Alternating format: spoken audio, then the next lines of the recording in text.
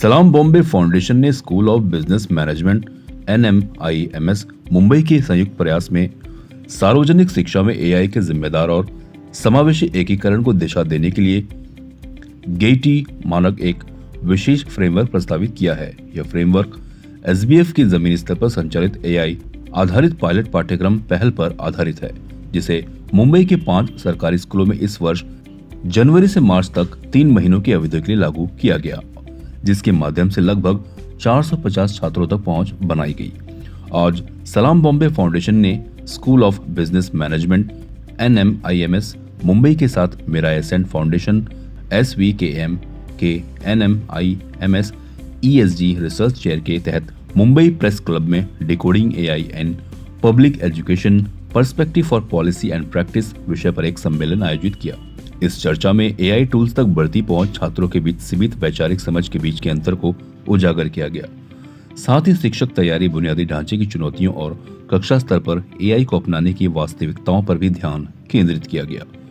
शिक्षा, academic, CSR, corporate और सरकारी क्षेत्रों के विभिन्न हितधारकों की भागीदारी के साथ ये आयोजन विभिन्न क्षेत्रों के बीच संवाद को बढ़ावा देने और स्कूल शिक्षा में AI के जिम्मेदार और प्रभावी एकीकरण के लिए समाधान विकसित करने की दिशा में एक महत्वपूर्ण कदम साबित हुआ। बिल्डिंग AI लिटरेसी इन स्कूल्स विषय पर आयोजित पैनल चर्चा में लीड ग्रुप की AVP ईवा चोपड़ा और कोड ऑर्ग के India managing director Salim Khan ने पैनलिस्ट के रूप में भाग लिया, जबकि सलाम बॉम्बे फाउंडेशन के चीफ ग्रोथ ऑफिसर गौरव अरोड़ा ने मॉडरेट की भूमिका निभाई। वही enabling ecosystem for inclusive AI सत्र में C5I के EVP अनीस मर्चेंट और वाधवानी AI के सीनियर प्रोडक्ट मैनेजर मंजिल शील पैनलिस्ट रहे तथा NMIMS के स्कूल ऑफ बिजनेस मैनेजमेंट के associate professor doctor Satish MK ने सत्र का संचालन किया। इस कार्यक्रम में महाराष्ट्र नॉलेज कॉर्पोरेशन लिमिटेड के चीफ मेंटर श्री विवेक सावंत मुख्य वक्ता के रूप में उपस्थित रहे। इस आयोजन में मुंबई के चयनित सरकारी स्कूलों में किए गए संयुक्त शोध अध्ययन के निष्कर्ष भी प्रस्तुत किए गए। इस अध्ययन में 20 स्कूलों के 1000 से अधिक छात्रों को शामिल किया गया और इसमें छात्रों के AI टूल्स के उपयोग, उनकी वैचारिक समझ और शिक्षकों की AI को शिक्षण में शामिल करने की तैयारी पर ध्यान केंद्रित किया गया। चूंकि AI तेजी से यह निर्धारित कर रहा है कि छात्र कैसे सीखते हैं और जानकारी प्राप्त करते हैं, राष्ट्रीय शिक्षा नीति 2020 भी स्कूलों में AI को शामिल करने पर जोर देती है। CBSE बोर्ड ने हाल ही में कक्षा 3 से 8 के लिए कंप्यूटेशनल थिंकिंग और AI फ्रेमवर्क लागू किया है। शोध में यह भी पाया गया कि हालांकि मुंबई के कुछ स्कूलों में ChatGPT, गूगल जेमिनाई, कैनवा और गामा AI जैसे AI एवं डिजिटल टूल्स का उपयोग शुरू हो चुका है। 10 में से 8 छात्र AI के बारे में जागरूक थे, लेकिन यह जागरूकता मुख्यतः अनौपचारिक संपर्क के माध्यम से थी, न कि औपचारिक शिक्षा से। उच्च जागरूकता के बावजूद छात्रों में AI के सार्थक उपयोग को लेकर समझ में स्पष्ट अंतर पाया गया। ChatGPT सबसे लोकप्रिय AI टूल के रूप में सामने आया, जिसका उपयोग 70% से अधिक छात्रों ने किया। इसके बाद जेमिनाई का स्थान रहा। पुरुष छात्रों में महिला छात्रों की तुलना में AI की जानकारी अधिक पाई गई और वे AI पर अधिक निर्भर दिखे। महाराष्ट्र नॉलेज कॉर्पोरेशन लिमिटेड के चीफ मेंटर श्री विवेक सावंत ने कहा, यह देखकर उत्साहजनक है कि सलाम बॉम्बे फाउंडेशन सार्वजनिक शिक्षा में AI पर संवाद शुरू करने में अग्रणी भूमिका निभा रहा है। मैं इस पहल के लिए उन्हें बधाई देता हूं, जिसने सहयोग और ठोस समाधान के लिए एक महत्वपूर्ण मंच प्रदान किया है।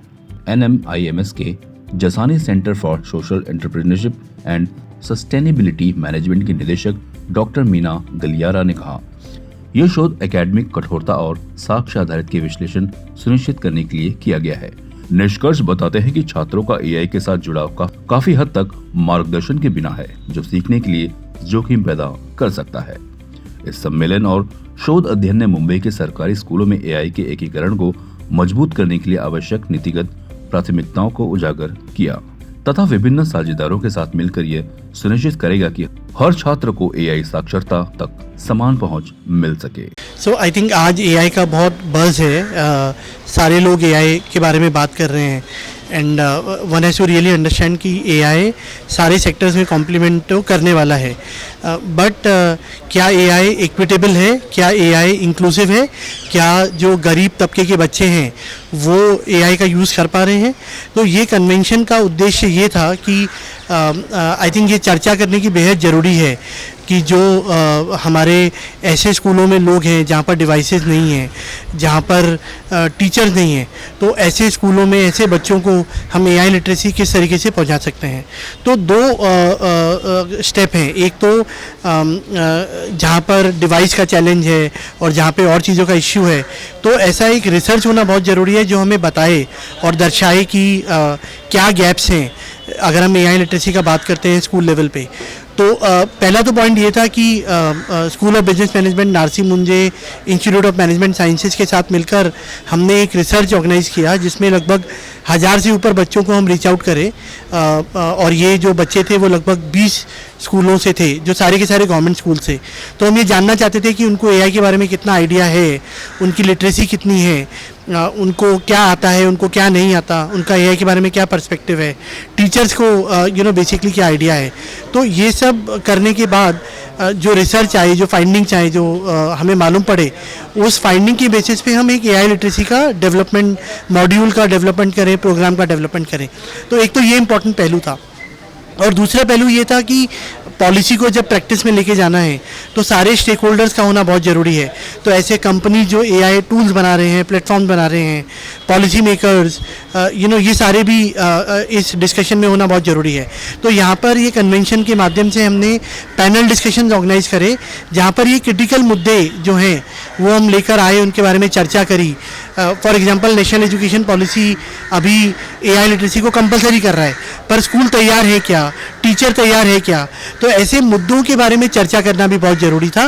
तो ये कन्वेंशन के माध्यम से हमने इन मुद्दों के बारे में चर्चा करी, इनके बारे में बातें करी, ताकि सबको एक आइडिया लगे और सब मिलकर एक मल्टी स्टेक होल्डर पार्टनरशिप करें और ये पॉलिसी को प्रैक्टिस बनाने में सहयोग दें। करेक्ट। सो आई थिंक पहला तो हमें इस भावना से निकलना पड़ेगा कि एआई लिटरेसी का मतलब सिर्फ चैट जीपीटी है। करेक्ट। क्योंकि चैट जीपीटी और ये रिसर्च ने भी हमें दर्शाया कि ये सारे जो टूल हैं वो लर्निंग के लिए कम और शॉर्टकट के लिए ज़्यादा यूज़ हो रहे हैं। ओके, तो बच्चा जो है स्कूल में, और ये हमारे रिसर्च ने बताया कि अगर वो ऐसे टूल्स को यूज़ कर रहे हैं तो वो एक अंग्रेजी में बोलते हैं कॉग्निटिव ऑफलोडिंग, मतलब कि अपनी जो सोचने की क्षमता है उसको आउटसोर्स कर देना। तो बच्चा खुद नहीं सोच रहा है, बच्चा वो टूल को बेसिकली अपना आउटसोर्स कर दे रहा है और टूल उसके बिहाफ पे सोच रहा है। तो ये एक बहुत डेंजरस चीज़ है, राइट। क्योंकि हम अगर किसी भी लिटरेसी प्रोग्राम में सिर्फ टूल पे फोकस करेंगे तो टूल को यूज़ करने का डेंजर ये है कि जो नई पीढ़ी है, जो युवा पीढ़ी है, वो सोचना बंद कर देगी, उनकी क्रिटिकल थिंकिंग ख़त्म हो जाएगी, उनकी काबिलियत जो है वो इनोवेशन की वो बंद हो जाएगी। ओके, तो हमारे टूल का सबसे इम्पोर्टेंट कंपोनेंट है कि हम शुरुआत टूल से नहीं करते हैं, हम शुरुआत इस तरीके से करते हैं कि बच्चों को बताएं कि टूल तक पहुंचने से पहले आपको क्या करने की ज़रूरत है। टूल आपका सहयोगी है, टूल आपको कॉपी पेस्ट करने के लिए नहीं दे रहा है, राइट। तो इसीलिए हमने टूल्स में बहुत सारी इंपॉर्टेंट बातें लिखी हैं कि वो कॉग्निटिव ऑफलोडिंग या वो सोचने की क्षमता बच्चों की ना हो। जो बच्चे लोग हैं वो एआई को अपना सहयोगी माने और ऐसा ना मांगे कि उनके बिहाफ पे काम कर दे रहा है। ओके, तो ऐसे बहुत सारी चीज़ें, फॉर एग्जांपल एआई में एक बायस होता है। ओके, और हम सब लोगों को पता है कि एआई भी ट्रेंड है, राइट। तो जो एआई बता रहा है वो सच है, ये भी मानना गलत है। तो आई थिंक बच्चे में वो काबिलियत होनी चाहिए कि जब एआई उससे कुछ आंसर दे रहा है तो बच्चा should be able to question that and really not believe कि जो आंसर दिया गया है वो एक सही आंसर है। तो आई थिंक ये सारे पहलू इंपॉर्टेंट है। साइबर सिक्योरिटी हो गया, एआई के बायस हो गया। तो बच्चा जब एआई के ट्रू पहलुओं को समझेगा तब वो टूल को यूज़ कर पाएगा। सो हमने मॉड्यूल इस तरीके से बनाया है कि उसने ये सारे पहलुओं को छुआ है। और एक दिल्ली बेस्ड संस्था है सेंट्रल स्क्वायर फाउंडेशन, उन्होंने अभी एक एआई समर्थ मॉड्यूल लॉन्च किया था। तो हमने काफ़ी मोटिवेशन भी लिया उस बेसिकली फ्रेमवर्क से, और उस पहलू के माध्यम से हमने ये टूल को डेवलप किया है। श्योर, बिल्कुल, डेफिनेटली। आई थिंक ये टीचर के साथ काम करना, टीचर का रोल बहुत बहुत इम्पोर्टेंट होने वाला है। ओके, क्योंकि टीचर को भी ये मानना पड़ेगा कि वो बच्चे को नहीं रोक पाएंगे एआई को एक्सेस करने के लिए, क्योंकि आज भी ये रिसर्च बता रही है कि हम चाहें या ना चाहें, टीचर चाहें या ना चाहें, बच्चा तो एआई को एक्सेस कर रहा है। ओके, एंड देयरफॉर टीचर का रोल बहुत इंपॉर्टेंट हो जाता है, स्वयंसेवी संस्था का रोल बहुत इंपॉर्टेंट हो जाता है।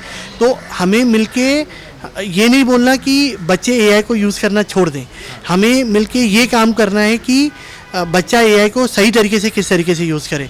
एंड देयरफॉर गवर्नमेंट के साथ काम करना एक बहुत बड़ी अपॉर्चुनिटी है, क्योंकि गवर्नमेंट ने टीचरों को एम्प्लॉय करा हुआ है। तो हम टीचरों के साथ और गवर्नमेंट के साथ मिलकर काम करना चाहते हैं, ताकि टीचर इस बात को एक्सेप्ट करें कि बच्चा तो एआई को यूज़ करने ही करने वाला है, बट हमारा रोल इम्पॉर्टेंट है कि बच्चा सही तरीके से एआई को यूज़ करे। ओके, सो इसी फाइंडिंग ये दिखा रहे हैं कि बच्चे एआई का एक्सेस कर रहे हैं। ओके, उसका कंट्रोल स्पेशली मुंबई जैसी प्लेस में, जहाँ पर पेरेंट्स के पास डिवाइसेस है, तो शाम को घर जाते हैं तो वो अपने माता या पिता का फ़ोन ले लेते हैं और उससे एआई को एक्सेस करते हैं। तो उस चीज़ को तो हम रोक सकते नहीं हैं, बट ये रिसर्च ये दर्शा रहा है कि जो एक्सेस है, यानी बच्चा जब मोबाइल को यूज़ कर रहा है एआई को एक्सेस करने के लिए, वो ट्रांसलेट नहीं हो रहा है लर्निंग में, अवेयरनेस में। ओके, तो एक बहुत वो दुख की बात है, क्योंकि गलत लर्निंग हो रही है, अनगाइडेड लर्निंग हो रही है, कॉग्निटिव ऑफलोडिंग हो रही है, मतलब सोचने की क्षमता को आउटसोर्स किया जा रहा है। तो ये रिसर्च ये दर्शा रहा है। दूसरा, बहुत सारे इंटरेस्टिंग पहलू भी ये रिसर्च में आए हैं कि लड़के और लड़की में एक्सेस सेम है, मतलब दोनों लड़का और लड़की जाके शाम को अपने माता या पिता का मोबाइल फ़ोन ले लेते हैं, लेकिन वो एक्सेस के बाद भी जो लर्निंग है या जो अवेयरनेस है वो लड़के की ज़्यादा हो रही है, लड़के की कम हो रही है। ओके, तो ये रिसर्च ने ये दर्शाया है कि जेंडर बेस्ड इनइक्विटी है और उसको उसके बारे में सोचने की बहुत ज़रूरत है।